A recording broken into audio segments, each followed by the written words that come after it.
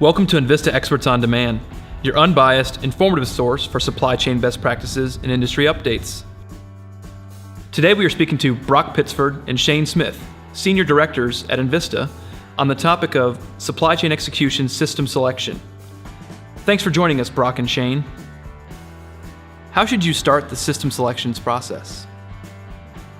A good way to start the process is to really educate the company and the team that's going to be doing the selection on the industry in general and the software players that are going to potentially play a part of the selection. The team should spend time researching all the capabilities of the software, what the players are in the marketplace, understand what tier they're going for as far as selection is concerned, and educate themselves as much as possible on the intricacies of the software so they're best prepared when you actually get into the selection process. They should understand everything from the particular customers that have come before them that use the software, which industries the different software are best and strong suited for, understand what other companies that are competitors or other companies that are in the same industry of them, what software have used well successfully in that same industry.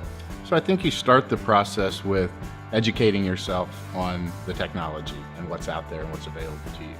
And you can do that by attending user conferences, watching demos of products, and visiting customers that are in your industry and understanding what they are doing and how they're using the technology.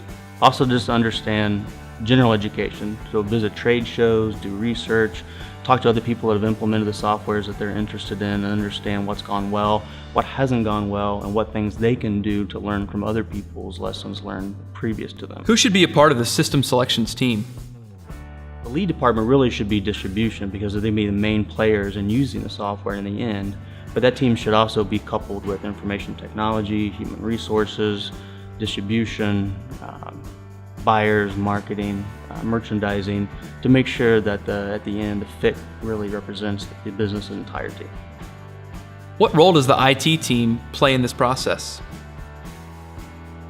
IT plays a huge part of the system selection process because of their intricate knowledge of how the existing systems are going to integrate to the new systems in the future. They understand better than anybody else the intricacies of the integration. They understand the total cost of ownership it's going to take to integrate. They're going to understand what requirements are going to be necessary from the systems in the future in order to seamlessly integrate so that you get a good system selection process. So IT plays a very important role. They understand the company's future technology platform.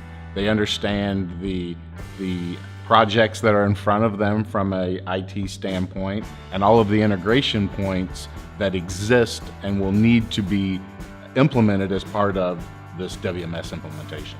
Another place where IT plays a big part of the system selection process is its fit into the IT department in general. So they're going to understand what the future database capabilities are for their company. They're going to understand what the future platform is going to be, that understand what these software companies and how they fit into their particular IT model in the future, which is a big part of the total cost of ownership and also the execution of the software in the future. How can a third-party integrator help with the system selection process?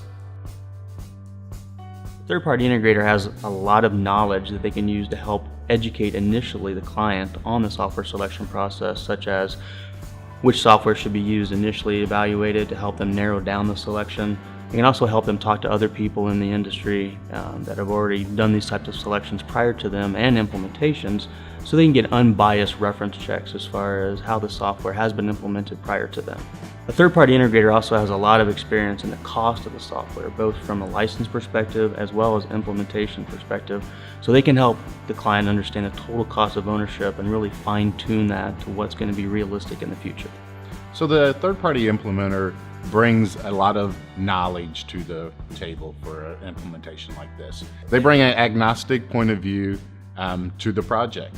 They have an understanding of the softwares that are out there and how they could possibly fit with the customer's business requirements. They bring proven tools to the table so that a lot of that doesn't have to be reinvented. They have templates that can be used to help build the business requirements. They have templates that can be used to help through the entire process so that your third-party implementer is a partner to the customer and helping them through this process. What is the role of a third-party integrator? So I think they also help identify the roles for the customer. Who needs to play what part in this throughout this process? The business side, the IT side, making the business responsible for putting together those requirements from a business standpoint for what the vendor needs to ultimately demo for them and prove that they can do from a system standpoint. The third-party integrator is truly an agnostic partner for the client along the way. They help them through every step of the process while using their experience that they've had with several other clients prior in order to apply that to their process as well. At the end of the day, the client needs to own the business process scripting and the selection of the actual software because they're the ones that are going to use it going forward. But a third-party integrator can help validate along the way to make sure that they're not missing anything along the process every step of the way, to help them make sure that they're talking to all the right parties in the industry that are also truly unbiased as well, that have implemented this type of software and done these types of processes prior to them. So what are the next steps in this process? The next step in the process is to narrow the field of the players in the selection. Based on RFP responses, interviewing the companies, understanding their place in the industry, and some unbiased reference checks, is to narrow that field down to preferably 2 or 3 that you can move forward with. Of the 2 or 3 you move forward with, you want to make sure that we get scripted demos that accurately reflect the business as well as the integration necessities the company is going to need, and have those players demonstrate that as part of the process. The few select players that come in need to then be able to demo with the actual software in front of the team.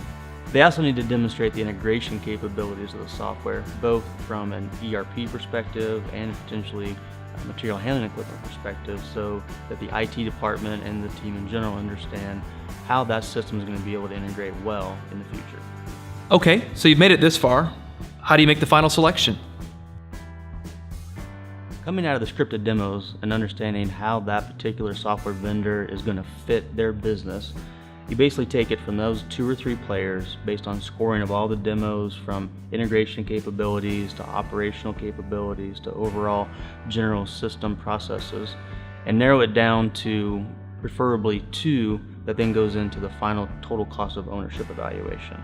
So the 2 that are the best fit for the company, then you evaluate everything from an initial implementation cost, license fees, and projected total implementation costs over a 5-year term, including IT capabilities, in order to understand which of the 2 final players best fits the company from a cost and an overall fit perspective.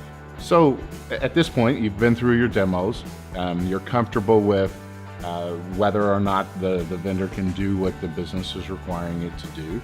And the team comes together and makes a decision based on scoring of how they performed during their demo. In other words, were they able to prove that they could do that or not, those specific requirements.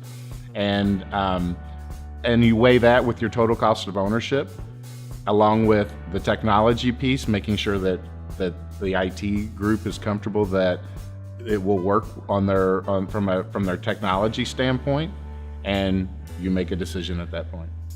Thanks for joining us for this episode of enVista Experts on Demand.